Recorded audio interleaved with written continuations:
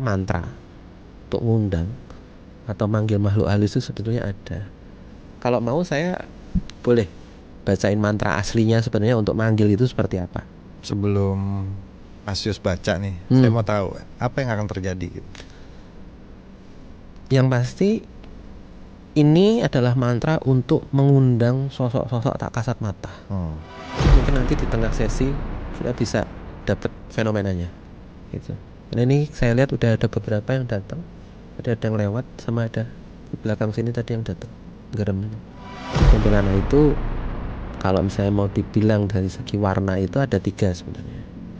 Yang pada umumnya itu warna putih, yang itu kalau dalam istilah Jawa namanya Jalmo Sukmo. Jalmo Sukmo itu adalah roh yang terlepas dari badan seseorang sehingga kemudian dia terbentuk seperti fenomena asap, kabut, atau mungkin seperti kapas yang melayang gitu. Itu yang pada umumnya memang. Dan tampak seperti sosok perempuan menggunakan pakaian panjang dan berambut terurai. Itu adalah kuntilanak pada umumnya. Yang kedua,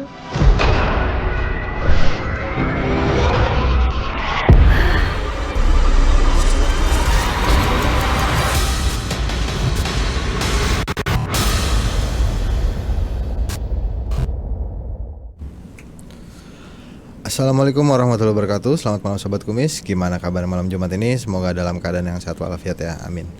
Balik lagi bersama saya Oik di podcast Kumis, Kupas Mistis, acara yang membahas tentang hal-hal mistis di sekitar kita.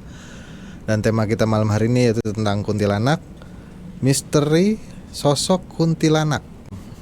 Jadi buat sobat-sobat Kumis yang mau tahu sosok kuntilanak ini seperti apa dan mungkin lebih jelasnya yang kita telah hadir di studio kita ini yang bisa dibilang indigo dan praktisi metafisika. Selamat malam Mas Yus. Selamat malam, terima kasih Mas Oik sudah diundang kembali. Justru Mas Yus nih yang gimana kabarnya dulu? Oh, kabarnya baik, sangat-sangat luar biasa, terima kasih.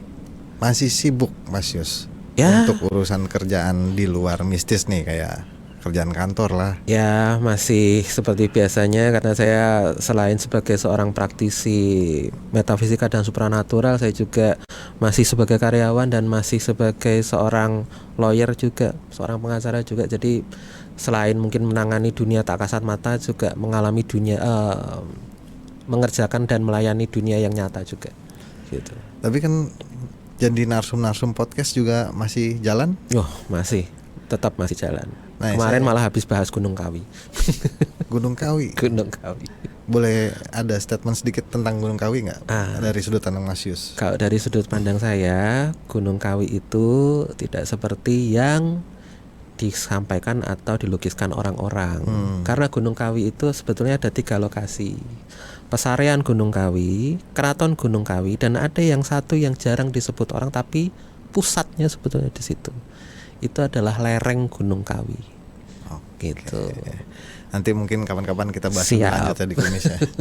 Oh iya, apa kabar tuh kalau kelas indigonya Mas Yus? Ya, kelas Indigo School sekarang masih berjalan dan sekarang sudah habis mengajar angkatan ke-8 dan sekarang kita mau buka untuk angkatan ke-9. Gitu. Jadi sudah sampai angkatan 9 saat ini. Makin kesini makin banyak yang ikut Mas Yus atau gimana? Minatnya ya, orang-orang mungkin semakin pengen tahu ya dunia supranatural, pemahaman spiritual supranaturalnya benar itu seperti apa, dan sehingga kemudian mereka mencoba untuk mencari pemahaman-pemahaman itu di kelas-kelas Indigo School yang memang ini beda pemahaman-pemahamannya dari arus-arus utama atau arus-arus mainstream lah. Kayak gitu. Saya cuman penasaran nih Mas Yus. Mungkin buat sobat kumis di rumah juga informasi ya. Yeah. Kelas berarti kan ini kan mengandung satu pelajaran ya di situ ya. Itu ada diaturnya nggak sih? Maksudnya kalau misalnya kita membuka sekolah atau apa, pasti ada tuh izinnya gitu. Kalau kita kebetulan kita di bawah Batra ya. Batra itu Badan Supranatural Nusantara gitu. Juga itu yang di bawahnya forum atau FKPPAI itu forum penggiat paranormal dan metafisika. Dan sampai dengan sekarang memang kalau misalnya di tempat kita orang-orang yang memang selebihnya nggak hanya pengen tahu tapi ingin mencoba menjadi praktisi, ya itu juga sebenarnya ada jenjangnya juga. Itu. Berarti aman lah ya. Aman. Mas Yus, kalau kesibukan mistisnya nih sekarang apa nih? Lagi nanganin pasien kah atau gimana? Ya kalau untuk sehari-hari sendiri melayani mulai dari konsultasi supranatural, melayani untuk permasalahan-permasalahan pengobatan non medis terutama, kemudian juga melayani mulai dari memberikan bantuan terkait juga konsultasi-konsultasi yang arahnya lebih kepada berbau-bau metafisika kayak gitu, bahwa kadang-kadang orang karena memiliki pemahaman yang salah justru di situ kemudian menimbulkan penyakit, justru di situ menimbulkan gangguan. Nah, ketika pemahaman ini diluruskan, justru kemudian penyakitnya atau kemudian apa yang diderita orang itu malah justru sembuh. Nah, itu yang kemudian saya coba tekankan atau lakukan saat ini. Oke, Mas Yus kan sekarang juga maksudnya sudah lumayan dikenal ya sebagai indigo dan praktisi metafisika nih. Ya. Bagaimana Mas Yus tuh mengkolerasikan kehidupan sehari-hari Mas Yus dengan permistisan? Sebetulnya kalau ada kaitannya nggak gitu maksudnya? Iya, kalau misalnya dikorelasikan tentu saja itu tidak bisa setiap saat, karena kalau itu dilakukan saya sendiri tetap menjaga antara batas-batas antara profesionalitas, antara kinerja dunia nyata dan kinerja dunia yang memang tidak nyata itu, kayak gitu. Karena kalau itu kemudian malah justru digunakan untuk sesuatu yang sifatnya kepentingan pribadi atau untuk sesuatu yang sifatnya untuk urusan pribadi, itu justru malah hasilnya jelek biasanya gitu. Tapi kalau saya sendiri, kalau misalnya memang sewaktu-waktu itu dibutuhkan, kayak misalnya ketika bertemu orang yang sulit atau kemudian menemui permasalahan-permasalahan yang ternyata orang itu juga menggunakan hal-hal yang di luar nyata itu tadi, ya apa boleh buat, lo jual gue beli, istilahnya gitu. Jadi nggak kemudian itu untuk pamer, nggak kemudian itu sewaktu-waktu digunakan, tetapi lebih kepada ya antisipasi aja, proteksi, dan kita sifatnya bertahan aja. Sewaktu-waktu kalau misalnya itu memang dibutuhkan itu baru keluar, tapi kalau seandainya tidak dibutuhkan itu tidak akan dikeluarkan. Gitu. Konsepnya mungkin sama kayak orang punya ilmu bela diri mungkin ya, gitu. Lebih seperti itu. Oke. Nah, hari ini pembahasan kita tuh lumayan unik karena memang di pembahasan kita ini tentang kuntilanak. Ya. Hantu yang sudah sangat fenomenal ya, bisa dibilang gitu. Orang semua tahu kuntilanak. Tapi itu kan penjelasan dari orang-orang ataupun argumen-argumen dari orang-orang biasa. Kalau dari Mas Yus sendiri, kuntilanak itu seperti apa, Mas? Nah, ini menarik sebetulnya. Saya mungkin jadi sangat-sangat bersyukur bisa hadir di sini untuk menjelaskan, karena memang ada banyak hal yang salah kaprah. Saya memulai dengan saya pantik dengan sebuah pertanyaan, ya, sebuah pernyataan. Apakah ada yang namanya kuntilanak laki-laki itu? Gitu. Karena banyak mungkin entah itu praktisi supranatural atau mungkin saya nggak nyebut namanya siapa, tapi mungkin ada yang mengaku bisa melihat, mengaku berinteraksi, mengaku mungkin indigo, punya statement atau mengatakan bahwa ada loh kuntilanak laki-laki itu. Gitu. Kalau saya sendiri secara pribadi, menurut pengalaman saya dan menurut apa yang kemudian saya pahami dan alami selama ini, nggak ada itu namanya kuntilanak laki-laki. Karena konsep yang namanya kuntilanak itu sendiri, makhluk yang namanya kuntilanak itu sendiri, astral bernama kuntilanak itu adalah manifestasi dari energi feminim, manifestasi dari energi seorang wanita yang, nah ini, itu berkaitan dengan namanya. Kuntilanak itu berasal dari nama atau frasa itu namanya Puntianak. Itu ada catatan sejarahnya di mitologi Proto Melayu kuno, itu sekitar abad 15 sampai 17 istilah Puntianak itu sudah ada. Muncul sebagai ungkapan atau frasa dari kalimat puan mati beranak. Puan itu perempuan. Artinya makhluk ini dikenal karena dia memang muncul sebagai sosok hantu karena meninggal akibat dia mati saat melahirkan, gitu. Dan tidak mungkin yang namanya laki-laki itu melahirkan, kayak gitu. Nah, ini yang kemudian sebagai konsep muncul tidak hanya di Nusantara, tidak hanya di Indonesia, tapi hampir di seluruh dunia ada fenomena ini. Ada. Nama-namanya walaupun berbeda-beda, tapi rujukan sosoknya itu sama, perempuan. Dan secara ontologi atau kemudian secara konsep dia adalah muncul sebagai arwah atau muncul sebagai hantu karena mati akibat melahirkan. Misalnya kayak di Jepang. Di Jepang itu ada sosok hantu yang disebut dengan ubume. Ubume itu ya perempuan yang hantu perempuan yang kemudian muncul karena dia mati melahirkan. Di Thailand itu ada namanya Pitai Hong namanya. Nah, Pitai Hong ini juga sama bentuknya, perempuan yang sosoknya muncul karena dia mati melahirkan.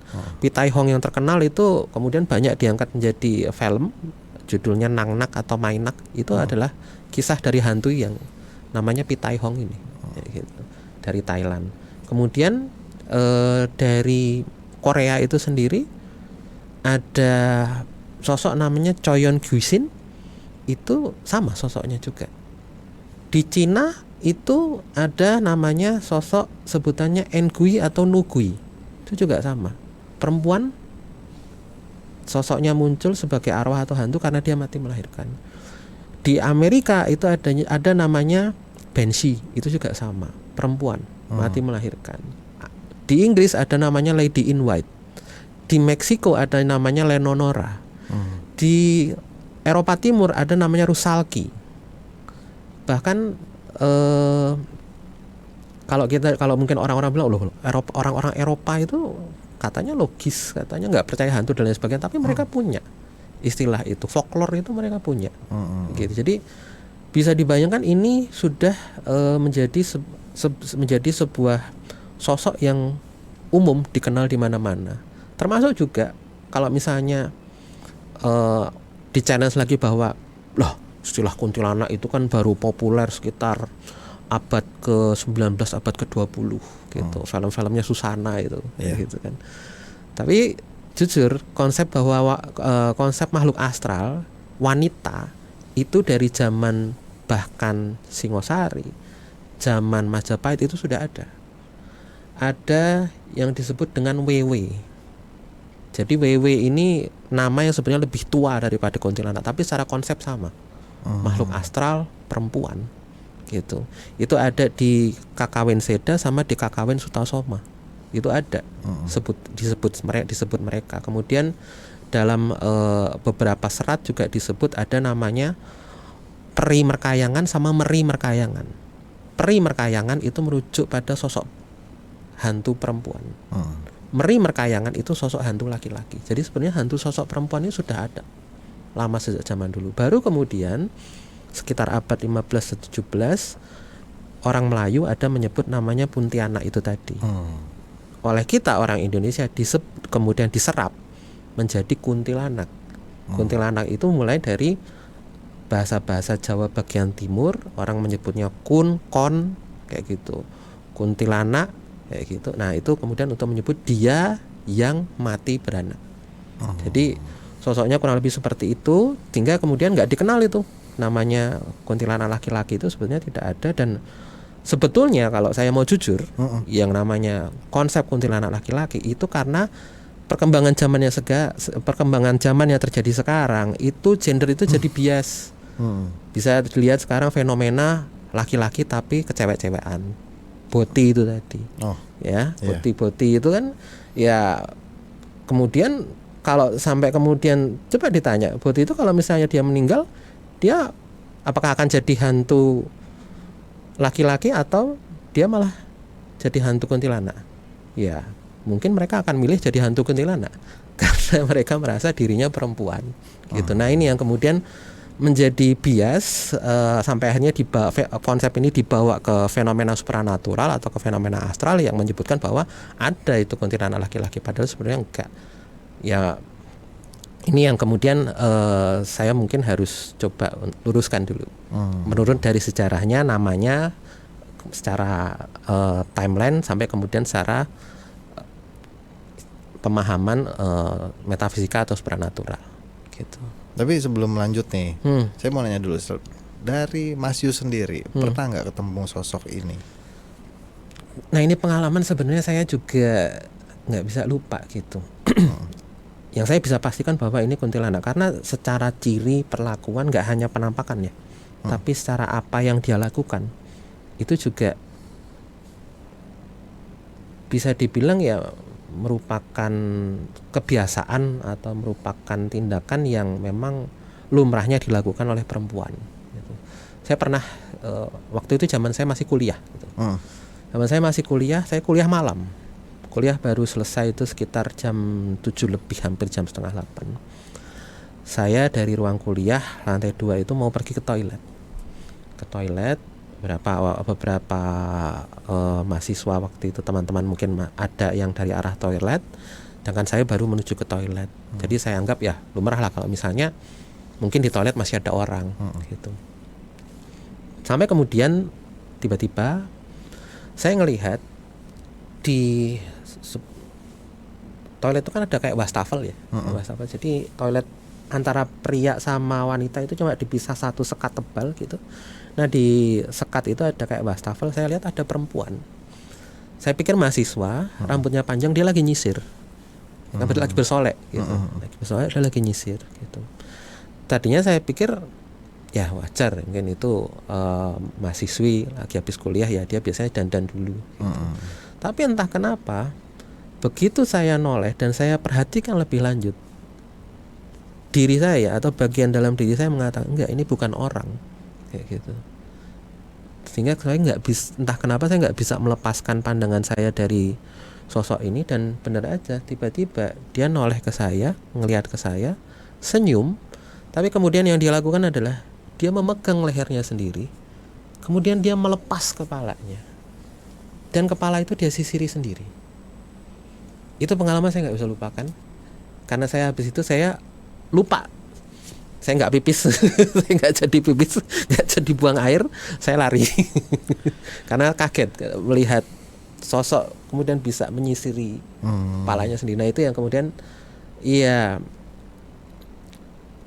pengalaman saya bertemu dengan sosok kuntilanak ini ya, kayak gitu, bisa dibilang gitu. Berarti memang sebagai seorang indigo pun saat itu ada rasa takut ya? Lebih ke kaget sebenarnya. Gitu. Karena memang pengalamannya bisa dibilang juga beda dari yang lain. Kebanyakan kan cuman lagi duduk di pohon ataupun apa gitu. Ya, kalau ini spesifik bersolek, dan nggak cuma bersolek, dia atraksi, menyisiri kepalanya sendiri sambil dipegangi. Kayak megang kepala mannequin gitu, tapi di sininya kosong, nggak ada apa-apa. Apa yang terjadi saat itu dengan Mas Yus? Apakah sebelumnya sudah ada firasat-firasat atau apapun itu? Ya, kalau untuk saat itu sebetulnya saya cuma mendengar desas-desus saja bahwa memang di kampus itu memang suka ada fenomena kalau kita menyebutnya dengan nama sosok ini itu Mbak Yayu gitu. Jadi sosok Mbak Yayu ini katanya itu mahasiswi abadi, dan ya bukan mahasiswa abadi, tapi dia memang kuliah itu cenderung lama gitu, nggak lulus. Baru kemudian dia ketika sedang skripsi itu mengalami kesulitan sehingga memang kuliahnya lama, sampai akhirnya dia bisa skripsinya itu di-approve dan kemudian diizinkan untuk ujian pendadaran atau ujian skripsi. Cuma menjelang ujian skripsi dia malah meninggal. Ada yang bilang katanya meninggal akibat kecelakaan, ada yang meninggal memang karena pada dasarnya dia sudah sakit karena stres akibat mengerjakan skripsi itu, tapi pada dasarnya dia nggak kesampaian untuk mengikuti sidang skripsi. Nah, karena itu kemudian dia sosoknya masih kadang-kadang suka hilir mudik atau kemudian suka lalu lalang di sekitar koridor kampus, termasuk juga di bagian antara ruang dosen dengan toilet waktu itu. Itu sih kisah yang mungkin saya bisa berikan gambaran kenapa kok kemudian itu relate dengan pengalaman yang mungkin saya alami gitu. Sebenarnya kayak kuntilanak ini kalau misalnya kita dengar dari cerita-ceritanya gitu. Ini kan mereka sosok makhluk gaib yang cenderung iseng ya. Bisa dibilang begitu ya. Tapi ada nggak sih persyaratan khusus gitu ketika tiba-tiba ditampakkan dengan kuntilanak? Menurut Mas Yu sendiri seperti apa? Maksudnya kadang orang ngeliat kuntilanak karena ngomongnya sembarangan atau apapun itu gitu. Karena pada dasarnya memang makhluk ini kan memang pada dasarnya bagaimanapun dia perempuan ya. Gitu. Pada dasarnya dia perempuan. Tentu saja yang kemudian lebih banyak sebetulnya berinteraksi dengan sosok ini itu ya jadinya laki-laki gitu. Ada suatu kisah atau fenomena sekitar 80 90-an itu ada banyak sekali beredar cerita bahwa orang itu kemudian ditemukan dalam kondisi atau keadaan tanpa busana di kuburan gitu. Yang kemudian ketika itu ditelisik, kemudian itu coba untuk ditanyakan, ternyata laki-laki ini yang ditemukan tanpa busana di kuburan ini mengaku malamnya dia di tengah jalan bertemu dengan sosok perempuan. Nah, sosok perempuan ini kemudian minta untuk diantarkan pulang, dan ketika diantarkan pulang, laki-laki ini diminta untuk mampir ke rumahnya. Tadinya dia pikir rumahnya biasa, kayak rumah pada umumnya, dan ternyata rumahnya itu dia cuma ada sendirian di sana, minta ditemani, sampai kemudian terjadi kemudian pendekatan akrab sampai akhirnya kemudian menjurus kepada hubungan antara laki-laki sama perempuan lah kayak gitu, hubungan seksual seperti itu. Tapi ternyata besoknya ketika laki-laki ini bangun, ketika setelah selesai hubungan itu kemudian dia tertidur, dia terbangun, dia ternyata berada di tengah kuburan gitu. Dan mohon maaf, dia diketemukan di tengah kuburan dengan kondisi kemaluan itu bengkak. Biasanya seperti itu. Dan ini sebuah kisah yang sangat umum di era-era itu ya.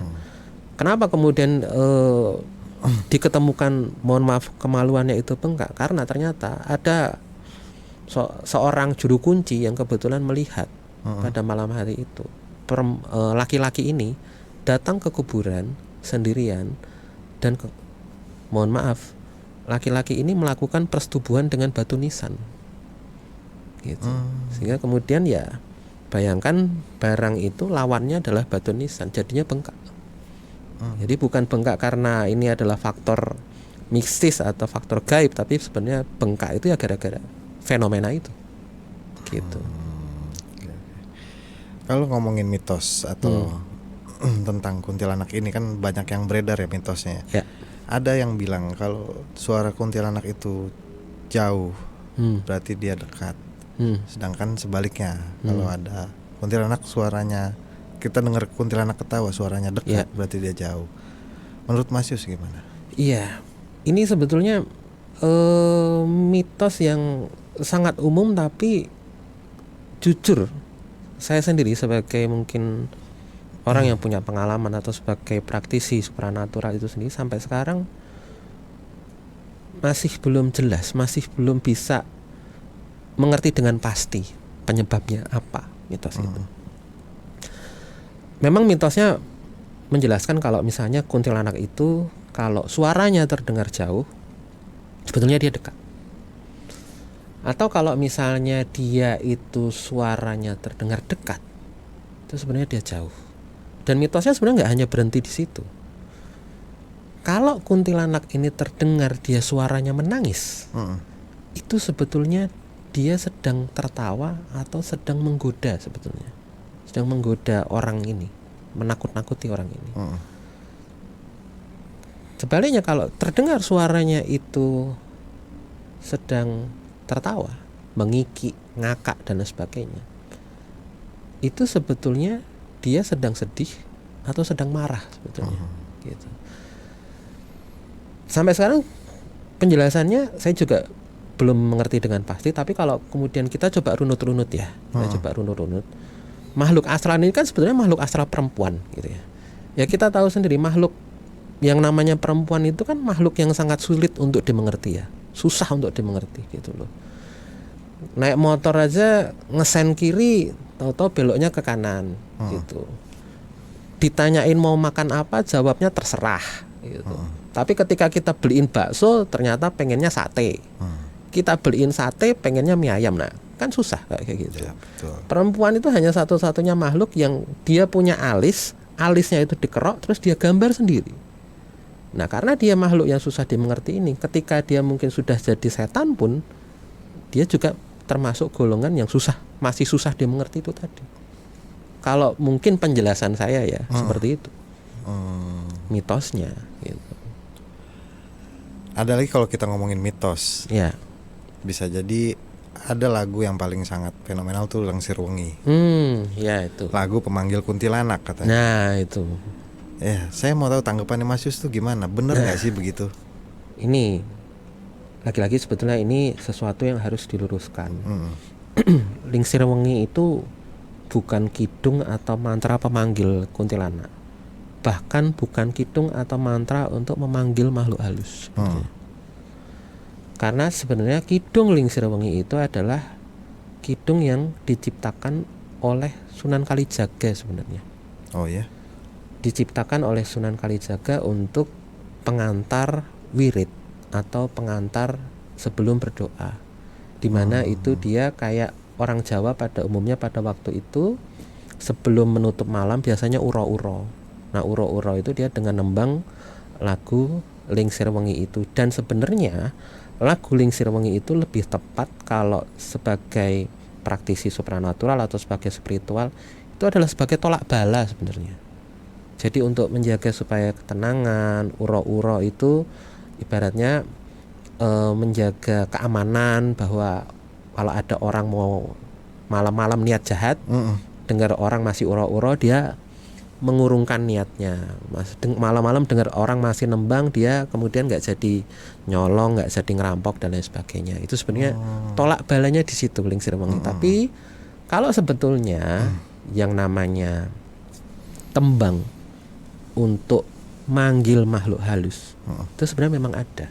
Atau kalau istilah supranaturalnya mantra untuk ngundang atau manggil makhluk halus itu sebetulnya ada. Kalau mau saya boleh bacain mantra aslinya sebenarnya untuk manggil itu seperti apa. Sebelum Mas Yus baca nih, saya mau tahu apa yang akan terjadi gitu. Yang pasti ini adalah mantra untuk mengundang sosok-sosok tak kasat mata. Dan biasanya kalau orang yang memang mengundang ini, dia bisa berkomunikasi dengan sosok-sosok itu, kemudian silahkan apapun yang mau dilakukan silahkan dilakukan atau dipersilahkan, atau kemudian kalau mau menunjukkan eksistensinya itu dipersilahkan di sini. Gitu. Ada yang bisa kita buktiin nggak di sini? Kalau jujur secara langsung saya nggak bisa memastikan karena itu nanti terserah dari mereka. Tapi kalau seandainya mau dicoba ya silahkan. Mungkin menggerakkan satu benda.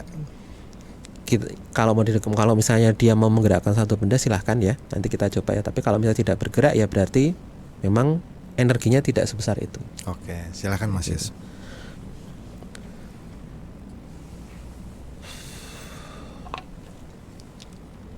Niat ingsun ngundang weruhing jagat lembut, jalma sabda dadi, jebuk arum araning menyan, krenges araning menyan, mega mendung kukusing menyan, umbulno langit sepitu, amblesno bumi sepitu, celukno danyang semoro bumi, niat ingsun ngaweruhi peri, jin, setan, merkayangan, teko.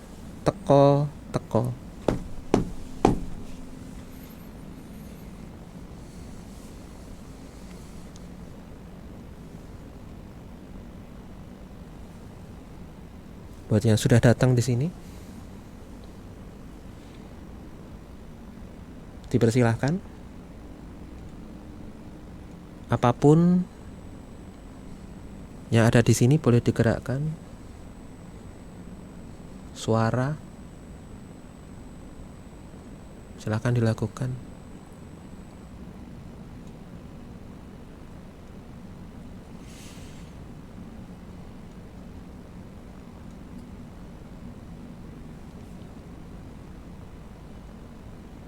Kalau misalnya di sini ada yang mendengar suara seperti mendesis, mendesah, mendengung,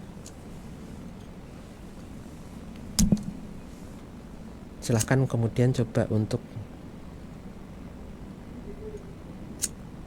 ya, ada kayak suara.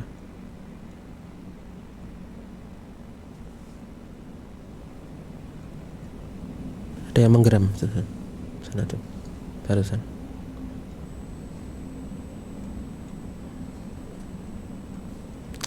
Mungkin tidak usah ditunggu ya, sambil mungkin kita lanjutkan, dan siapa tahu mungkin nanti di tengah sesi kita bisa dapat fenomenanya gitu. Karena ini saya lihat udah ada beberapa yang datang, ada yang lewat, sama ada di belakang sini tadi yang datang garam ini gitu. Oke Mas Yus, kita lanjut aja ya. Oke. Memang kalau bahas mungkin makhluk kuntilanak ini nggak ada habisnya nih. Ada lagi mungkin mitos yang bisa kita bahas tuh tentang kuntilanak berwarna merah, hitam, ataupun kuning, hijau, ungu, akhirnya banyak warnanya. Boleh dijelaskan sedikit ya Mas Yus? Iya, ini lagi-lagi saya sendiri agak mengomentarinya agak geli gitu. Kenapa Mas? Karena pada dasarnya kuntilanak itu bukan Power Ranger ya. Nggak ada ya itu namanya kuntilanak kuning, kuntilanak hijau, kuntilanak ungu, kuntilanak biru, itu nggak ada. Sepengalaman saya, sepemahaman saya, kuntilanak itu kalau misalnya mau dibilang dari segi warna itu ada 3 sebenarnya. Yang pada umumnya itu warna putih, yang itu kalau dalam istilah Jawa namanya Jalmo Sukmo. Jalmo Sukmo itu adalah roh yang terlepas dari badan seseorang sehingga kemudian dia terbentuk seperti fenomena asap, kabut, atau mungkin seperti kapas yang melayang gitu. Itu yang pada umumnya memang. Dan tampak seperti sosok perempuan menggunakan pakaian panjang dan berambut terurai gitu. Itu adalah kuntilanak pada umumnya. Yang kedua, yang memang itu fenomenanya ada, itu adalah kuntilanak merah gitu. Kuntilanak merah ini muncul karena secara aura atau secara energi tubuh dia itu memunculkan rona atau kroma warna kemerahan akibat pancaran energi dendam, kemarahan, emosi yang meledak tinggi, atau melukiskan kondisi yang menunjukkan bahwa dia itu mati mengenaskan gitu. Biasanya muncul karena perempuan yang mati, entah itu dimutilasi, entah itu kemudian itu dibunuh dengan sadis atau dengan brutal gitu. Yang kemudian memunculkan rona warna merah, dan bagi mungkin orang yang peka itu tampak seperti darah yang kemudian muncul di mana-mana gitu. Nah, itu kuntilanak merah yang kedua. Sedangkan mungkin yang ketiga, sosok yang ketiga itu adalah kuntilanak yang warnanya hitam. Kalau kuntilanak yang warna hitam itu sebetulnya adalah wujud sosok kuntilanak yang sudah menjadi perewangan. Perewangan itu sendiri adalah sebenarnya makhluk halus yang secara energi dia sudah diritualkan dan diikat, kemudian bisa dimanfaatkan untuk keilmuan tertentu, untuk kemudian keilmuan tertentu.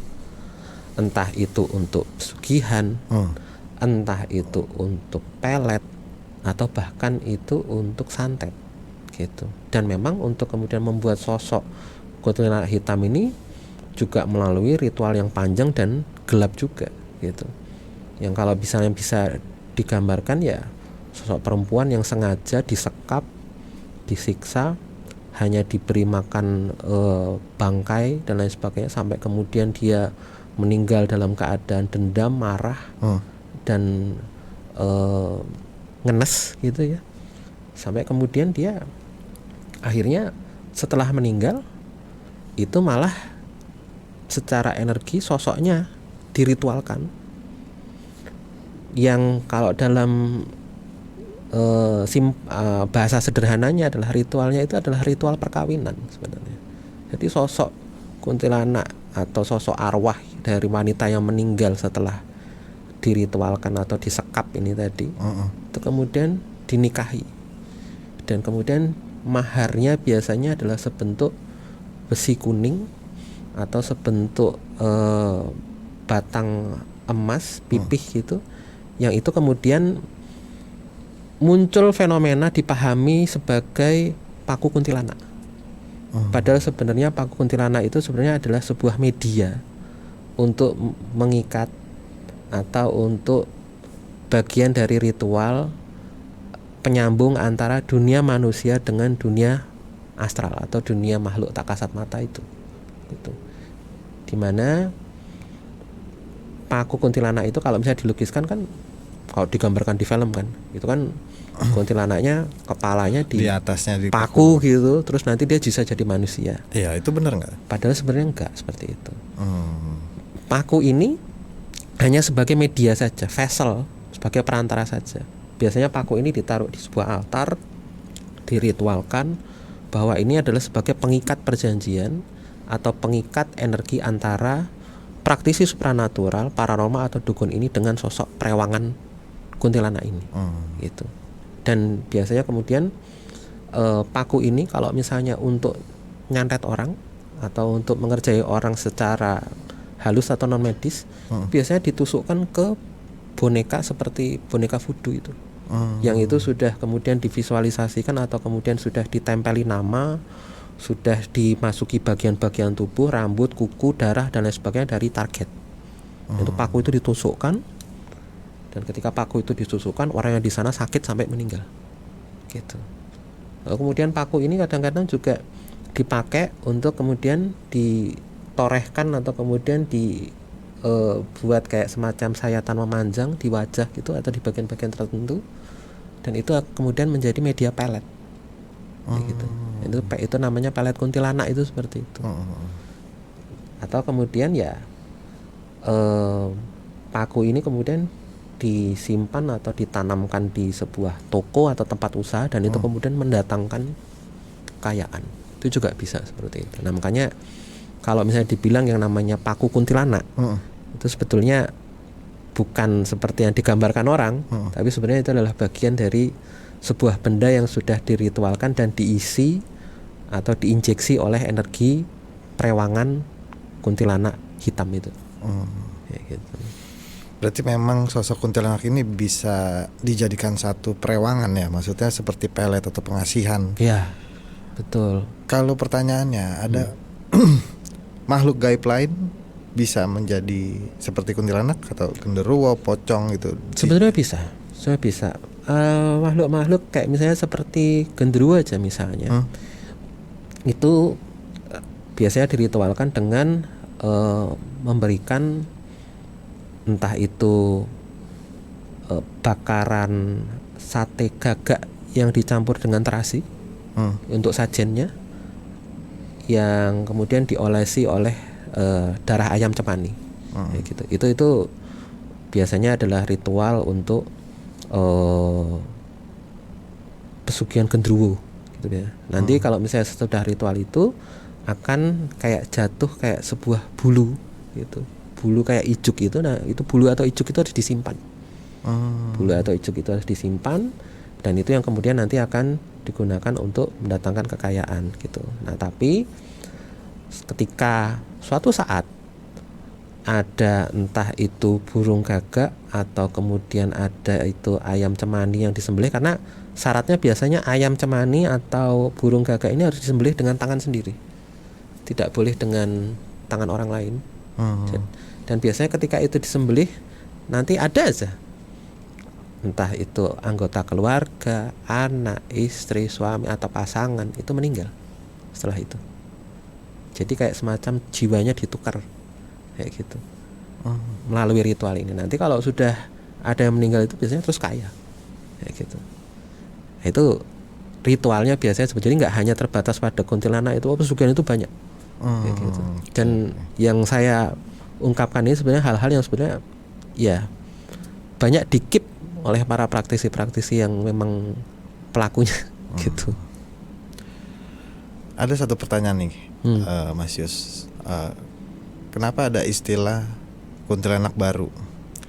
Mungkin dalam artian di dalam satu tempat atau kejadian gitu, ada seorang wanita yang matinya mengenaskan, tapi tiba-tiba di situ ada kuntilanak, tiba-tiba ada sosok kuntilanak di situ, mukanya mirip dengan perempuan yang tewas mengenaskan itu. Ada penjelasan nggak di situ? Ya, pada dasarnya gini ya,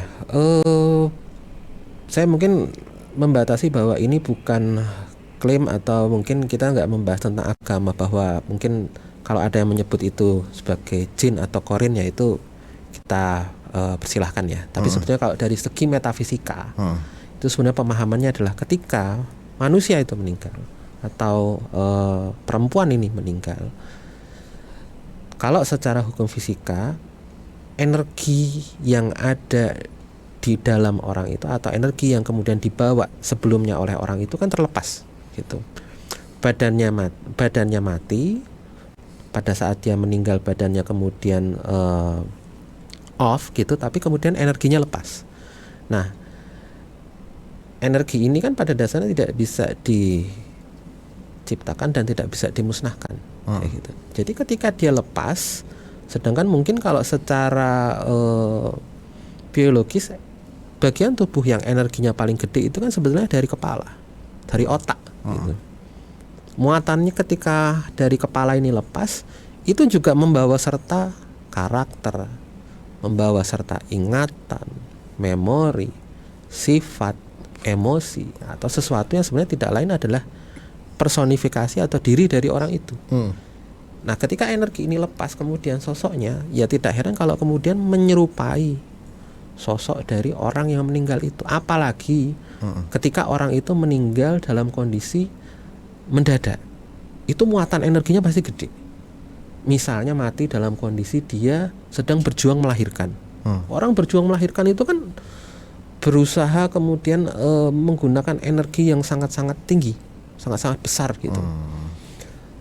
Apalagi ketika dia mati mendadak, masih meninggalkan mungkin beban terhadap keluarga, meninggalkan mungkin hal-hal yang dia masih tidak bisa ditinggalkan kehidupannya, dan meninggalkan anak, meninggalkan pasangan, atau bahkan mungkin meninggalkan miliknya dan lain sebagainya.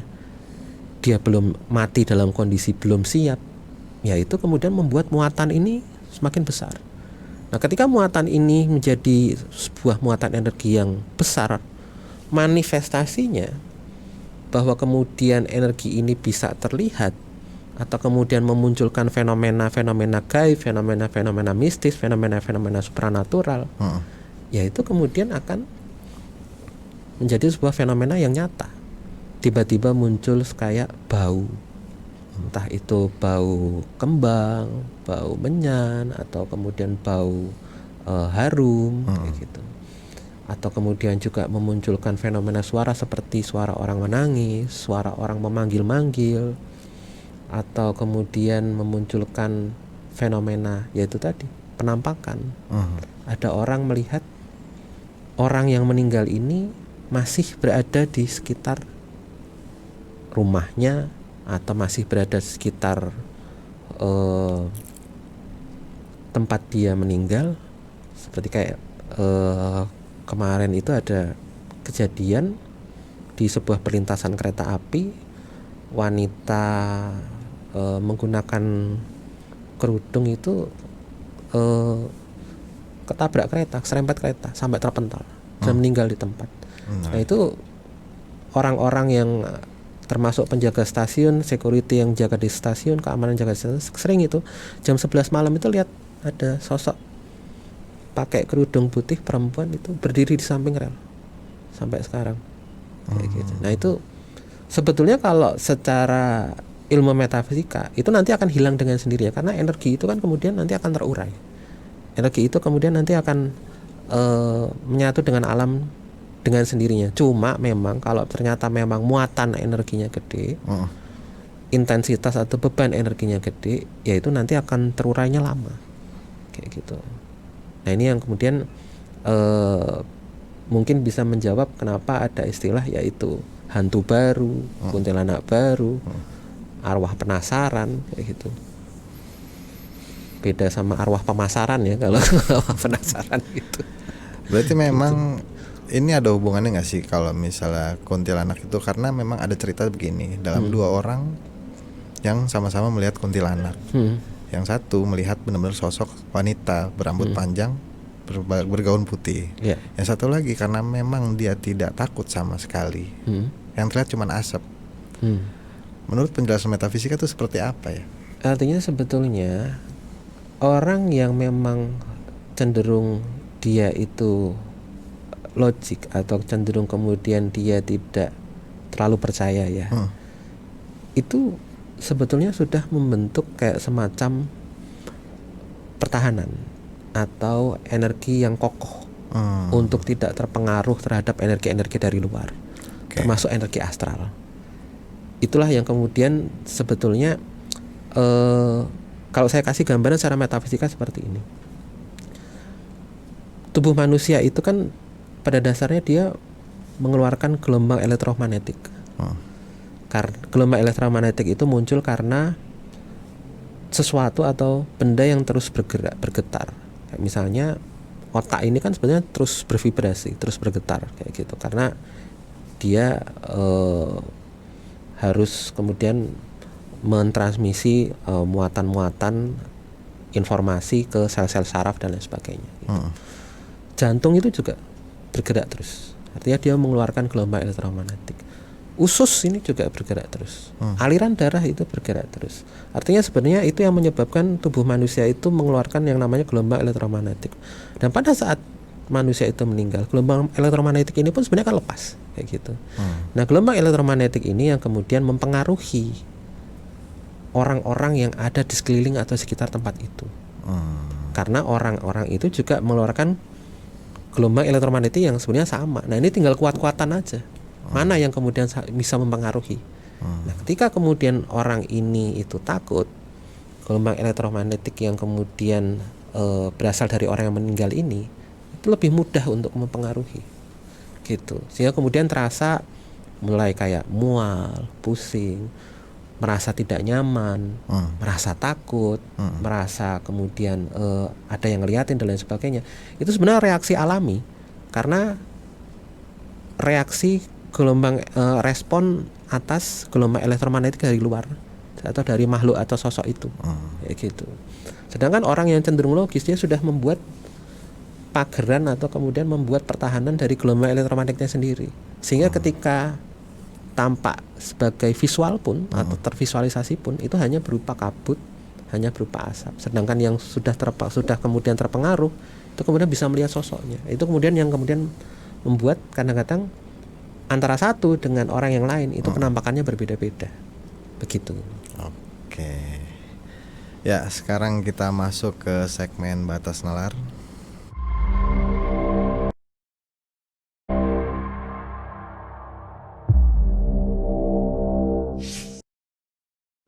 Udah masuk dari sobat kumis yang sudah masuk, salah satunya @dewaojol.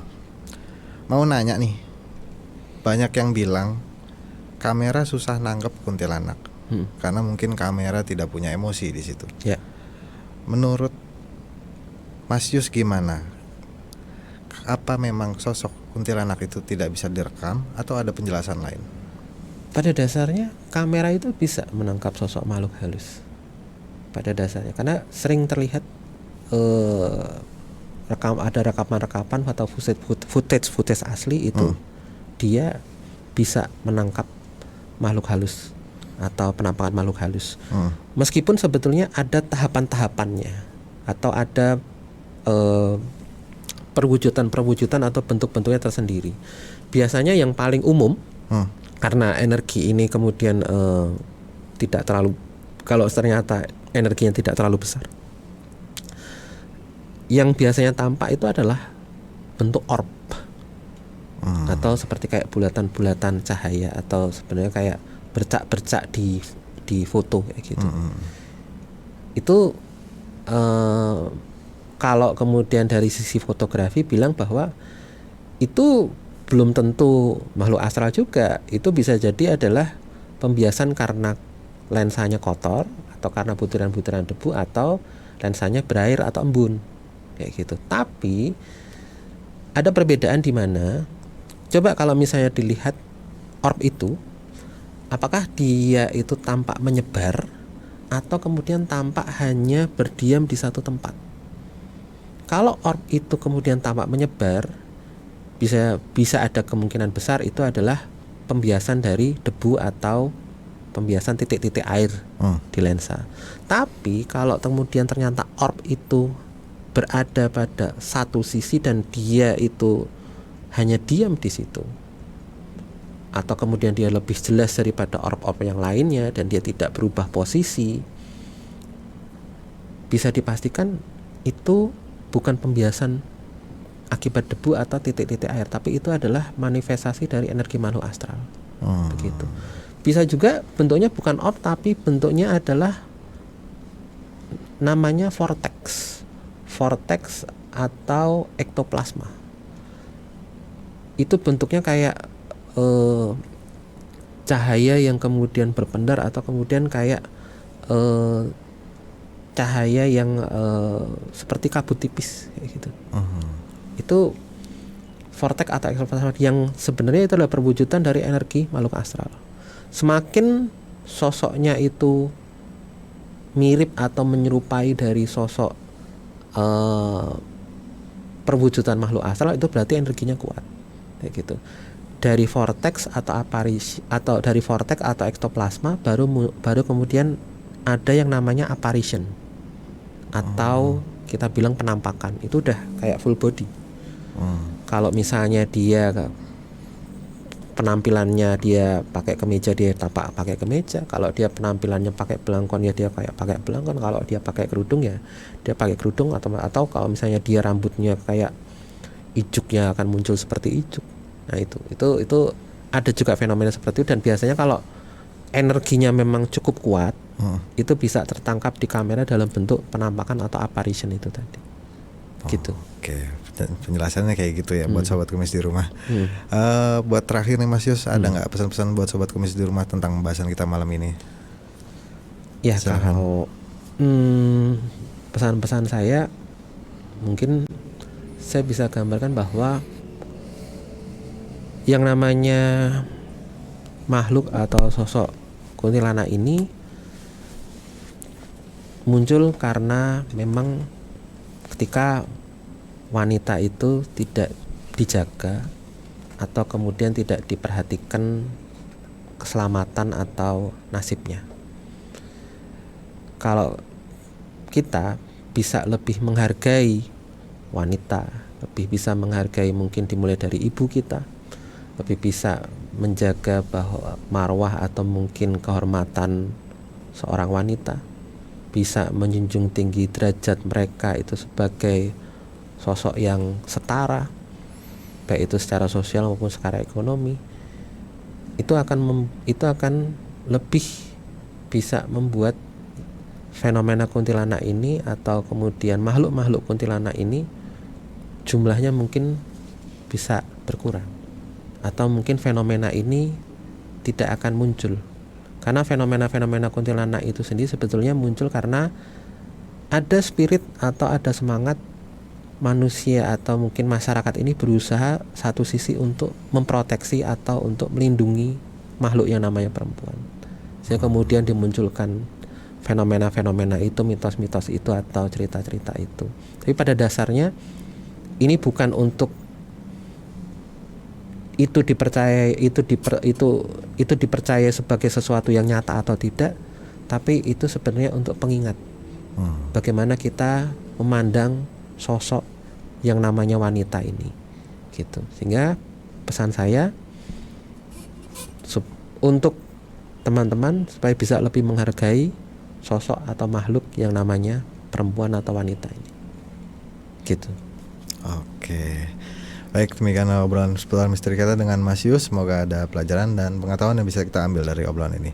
Sekali lagi Mas Yus, makasih udah mampir ke Terima Kumis. kasih. Kapan-kapan mampir lagi ya Mas Yus dengan pembahasan yang lebih jelas. Ini lumayan jelas tentang kuntilanak, lumayan jelas nih. Oke, baik. Sehat-sehat selalu Mas Yus. Terima kasih. Dan terus update Kumis Kupas Mistis di YouTube dengan Travision atau Transvision Official, karena selalu ada kisah-kisah mistis di setiap episodenya. Saya Oik undur diri. Assalamualaikum warahmatullahi wabarakatuh. Salam Kumis.